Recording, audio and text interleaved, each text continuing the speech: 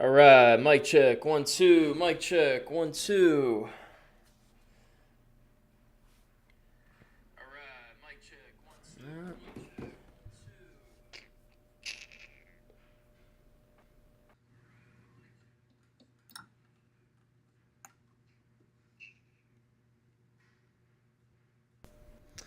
All right, mic check, mic check, mic check.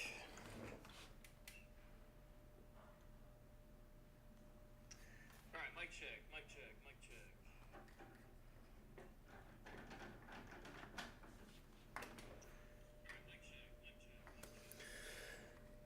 Mic check. Trying to sync everything up here. Mic check. Man, what the heck? It's really annoying.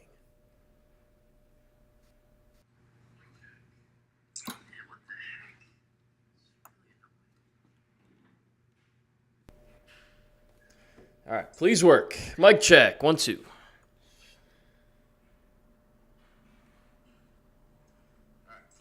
There we go. All right. Stupid thing. What's up, guys? Welcome back. Western Michigan Rebuild Dynasty for the final time. It's a bittersweet day, but we have to do this at some point. This is going to be the last time we're live for this dynasty on this video game, on this channel, unless that changes in the future. I don't think it will, though. Bought NCAA 26, so we're going to be kicking off a new Rebuild Dynasty in the new video game very soon. But before we do that and dive headfirst into that, I wanted to just kind of tie a bow on this dynasty, go over the All-Americans, All-Conference, all that kind of stuff, and then that'll be the end of it. So if you guys have missed it, we played in and won the national championship against Kansas State. 48-45 was the final score in, I think, double overtime. Insane game, wild. I called it like the craziest national championship you might ever see. It might be, honestly. Super fun, electric, and a great way to end this portion of the channel's history here. So we started out at New Mexico, did 2 seasons there when we got 25 last summer, actually like to the day almost in July. Got fired after 2 seasons, got hired at Western Michigan, spent 5 seasons there, just slowly building the team up. And in season 5, that's the magical year. We make the playoff. We win the national championship. And this is the end. I mean, that's the end of the rebuild. I mean, I used to do like the Oregon State rebuild and stuff where we would go and play and win like 5 or 6 national championships in a row. And it's just not fun once you get the first couple because you have the best team, you have the best players, and you're not really rebuilding anymore. I mean, that's the end of it, right? So I think I like how this is going to end with us winning the Natty at Western Michigan, completing the rebuild, going from 4-8 to 14-2, and today is just about wrapping things up, tying up the loose ends, and then we'll pick it up soon with our next dynasty. I'm not going to say who we're doing it with, but it'll be on 26, so I'm excited.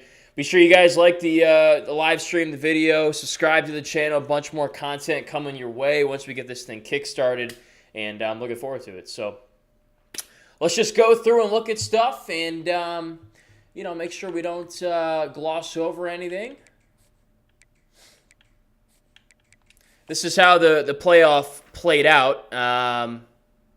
Obviously, we got the national championship, so our path was Louisiana Tech, New Mexico, Ohio State in an upset, and then obviously Kansas State in the end. All these games are on YouTube, the live streams, the shortened versions, all available for you guys to watch at your convenience if you so choose. An awesome, fun, electric playoff. Kansas State had won the national championship the year prior, so to beat them was pretty dang cool. And they had a good team. They were this close to beating us. So, all right, here's a look at the All-American list. So Louisiana Tech actually had a first-team All-American quarterback, and we also played Ohio State, 2 All-American players here. Bakari Dukes, our tight end, gets first-team All-American. So good for Bakari. I think that's the first All-American that we've had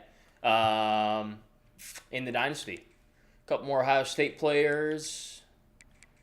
Kansas State there. Sowell's probably had an interception on us in the championship or something like that, if I had to guess. Second team, more Kansas State guys. Anybody else that we played against this year? I think we played Virginia Tech, right? So we beat them. Two guys from Vatech there. Freshman list. Nobody, it looks like. So just the one All-American, Bakari Dukes. Better than 0.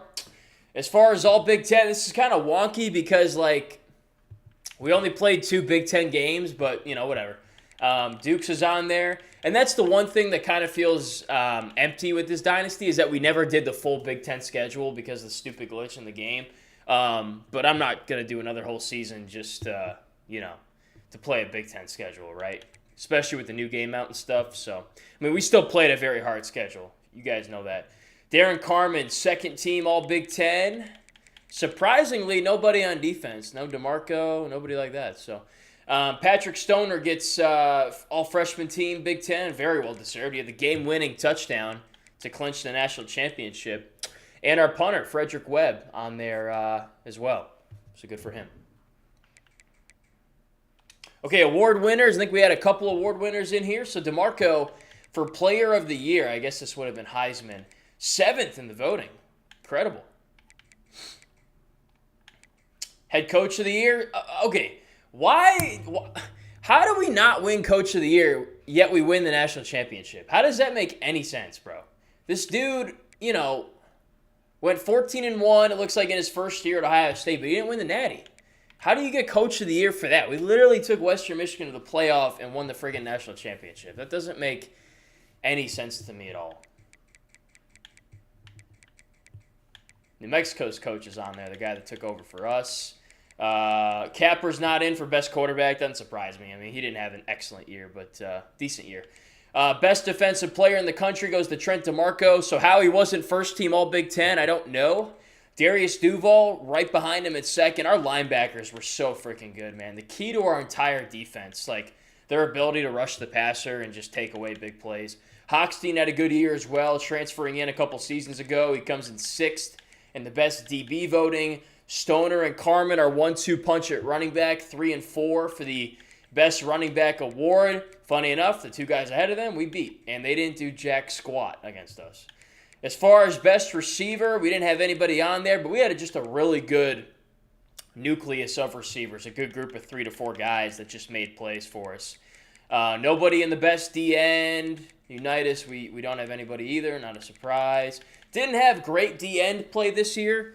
D-tackle play was decent, so that's not surprising to me. Dukes gets first team All-American, but somehow is snubbed from the Mackey Award. That doesn't make a lot of sense either.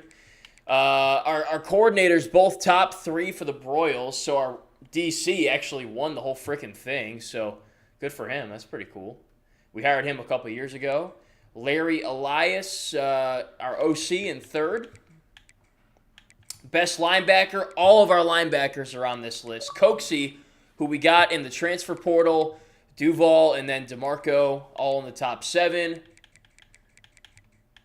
Best center, we got nobody in for. Damn, bro. Our kicker was low-key, like, really freaking important this year and good. He had some massive kicks for us to, like, send games to overtime. I think Washington, he tied the game, right, to send it to OT. Then we ended up winning that game. So I think he deserves to be on that list, but whatever. And, yeah. So that's award winners. Players of the week. So DeMarco, who had 5 tackles and 2... Oh, that's last week. All right, never mind. That's for the semifinals. So we'll have to look at that when we advance the week. All right, so why don't we do that? We'll advance the week, and then we'll look at stats from the season and stuff, our contract, how we did, and then that'll be the end, man. We'll wrap it up, and then, of course, pick it up in College Football 26 with whatever team we're going to be rebuilding.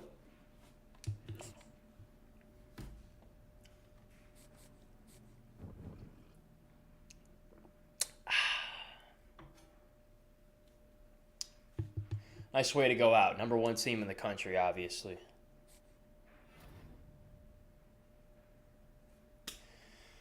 Woo! All right, DeMarco, Big Ten Defensive Player of the Week. 4 tackles, 3 TFLs, and a sack in the national championship.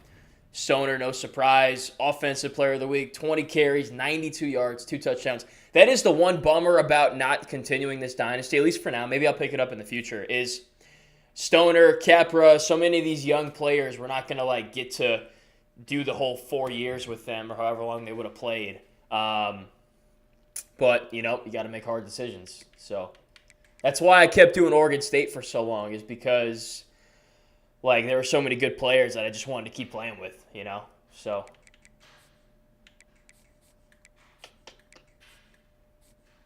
All right, season stats. Take a look at these. So Capra, in his first year starting, 3,376 yards with a 64% completion percentage, 28 touchdowns, but also 23 interceptions.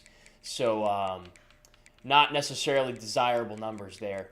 Keenan Bobo got a little bit of starting experience this year. He also came in some big situations as the backup. 861, 5 touchdowns, 5 picks. Rushing-wise, Darren Carmen transferred in from, I think, Kansas State, actually. Over 1,100 yards, about 6 per carry, 14 touchdowns, while Stoner goes for 899, over 6.5 per carry, 15 touchdowns, including the last one of the entire season. Two runs of 20-plus, 5 for Carmen. And then Ravitz, the young sophomore, 16 for 69 with 5 touchdowns. And that was that. Receiving-wise, Freddie Savage with a big year. 44 catches, over 1,000 yards, 24 yards per catch. That's nuts. 9 TDs. Clancy, 836 on 66 catches with 8 TDs. Dukes, who got All-American, 26 catches for 663 yards and 6 touchdowns. Continuing on, Brown in his redshirt freshman year, 35 catches for 512 and 6 touchdowns. So like I was saying, just a really good core group of guys. Thomas, too. I mean, he's a running back, but he was huge for us in the slot.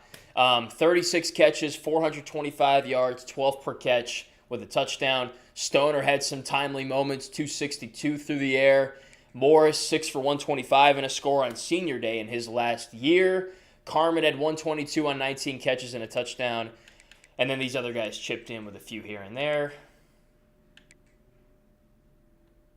Defensively, Duval leads us with 80 tackles this season. Our 2 safeties had 69 apiece. DeMarco had 64. Kane had 52. The TFL numbers are unreal. Bro, this is literally broken. 30 TFLs, 16 and a half sacks. That's video game numbers, and we are playing in a video game, so it checks out. While Duval had 27 TFLs and 9 sacks, Coxie had 15 and 8. Caps had 10 and 3 at D-tackle. Unreal. 5 picks for Stokely, 5 for Hochstein, 4 for Kane, 3 for Duval, 3 for Henches, 2 Karoma, 2 for Gaillard, the redshirt freshman, and then 1 for Kendricks, the also redshirt freshman. And then 7 PBUs for Stokely, 5 for Henches, 4 for Duval. Goes on and on from there. Yeah, defense was unreal this year. The linebackers, the corners. Hopefully it's, similar to that in the next video game. Harris, not big numbers, but 10 of 12, 83%. I think the only field goals he missed were the ones that were at Washington State in one of the 2 games we lost this year. But otherwise, he was freaking money, especially on the PATs. Our punter didn't have to do a whole lot this year, but, decent. And, yeah, that's the season stats. So, pretty cool.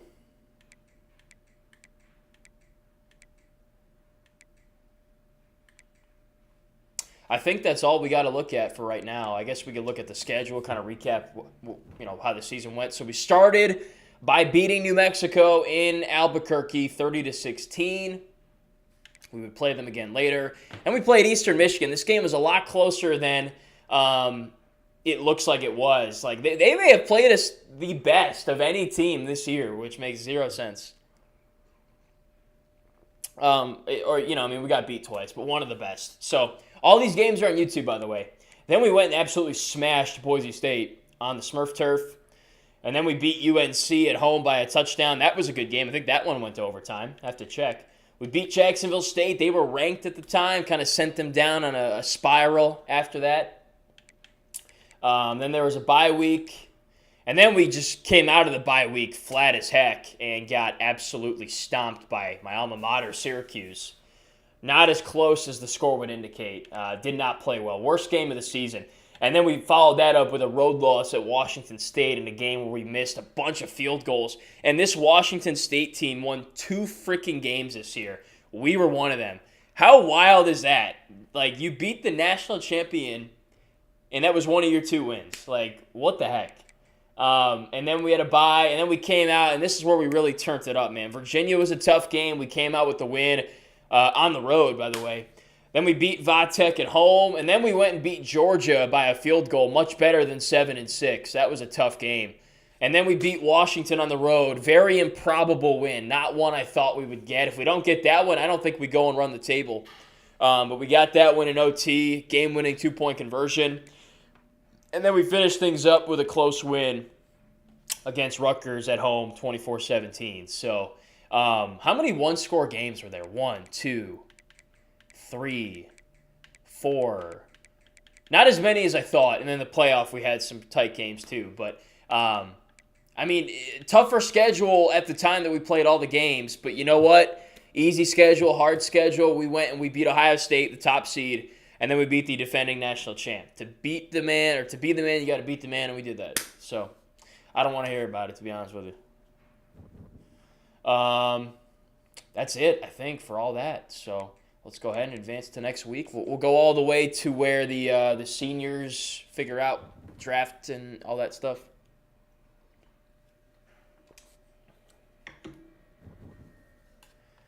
All right, players leaving.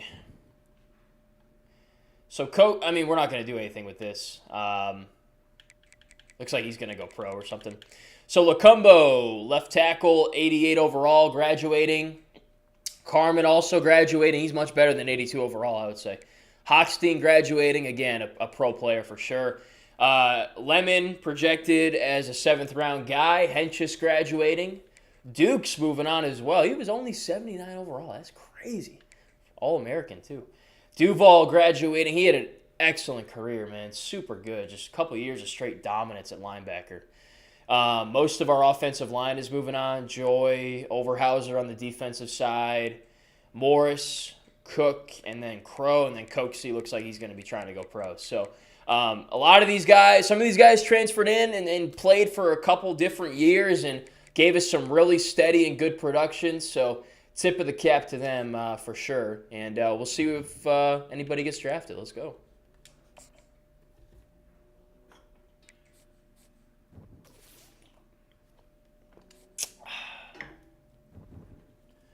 All right, draft results, and then we'll cut it here in the off chance that we end up coming back and doing this thing. So only 1 draft pick, which is nuts. So that just goes to show, like, how good this team really was. Like, we had 1 pro player, and it was Lemon on a team that won the Natty.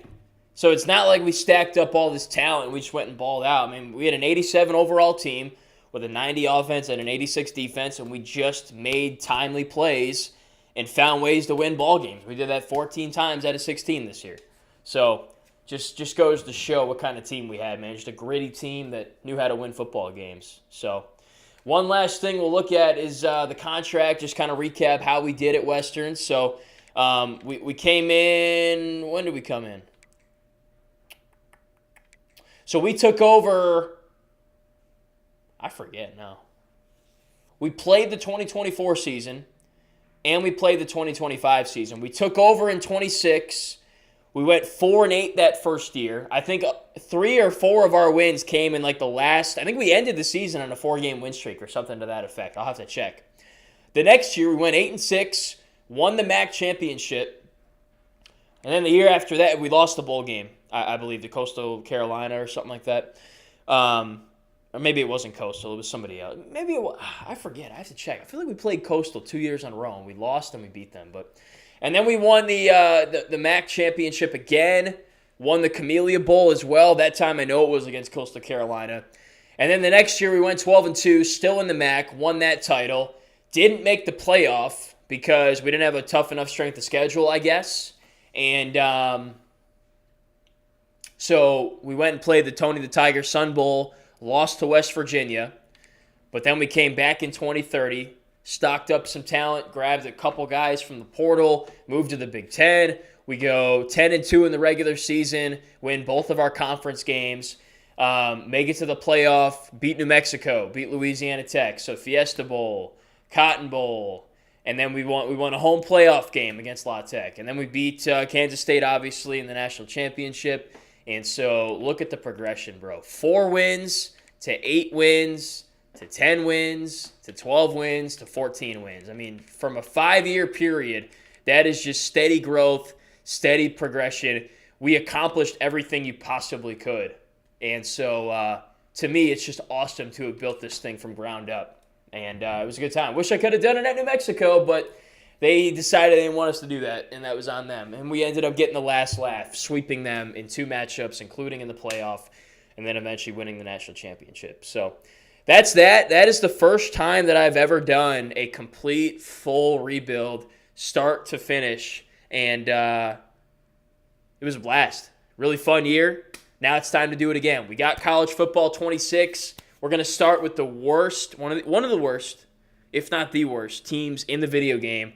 Our goal is to not get fired this time and to just rebuild that team and do this all over again. So I can't wait for that. I'll let y'all know when we're going to be going live with that first episode and stuff. It'll be sometime soon.